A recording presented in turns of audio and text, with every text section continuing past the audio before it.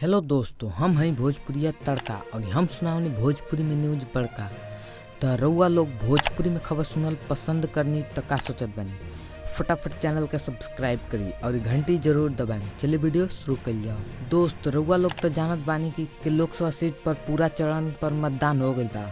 अब मतदान के बाद एग्जिट पोल के हिसाब से बतावल जाता कि केकर पलड़ा भारी पड़त बा।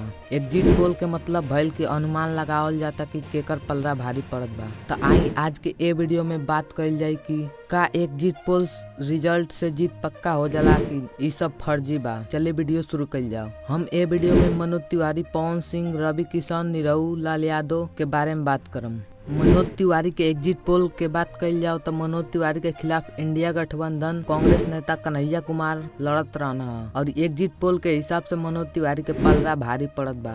बात कइल जाओ पवन सिंह के, तब पवन सिंह काराकाट से उपेंद्र कुशवाहा के खिलाफ लड़त रहना, लेकिन एग्जिट पोल के हिसाब से पवन सिंह के पलड़ा भारी पड़त दिखत बा। निरहू के बात कइल जाओ तो आजमगढ़ लोकसभा सीट से धर्मेंद्र यादव के खिलाफ लड़त रहना और एग्जिट पोल के हिसाब से निरहू के पलड़ा भारी पड़त बा।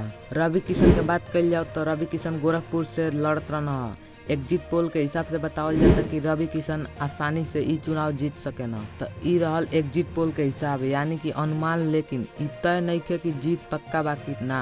जौने गनी चर्चा भइल बा वो तरह अनुमान लगावल बा। ई जीत नइखे, जीत तो 4 तारीख के पता चली।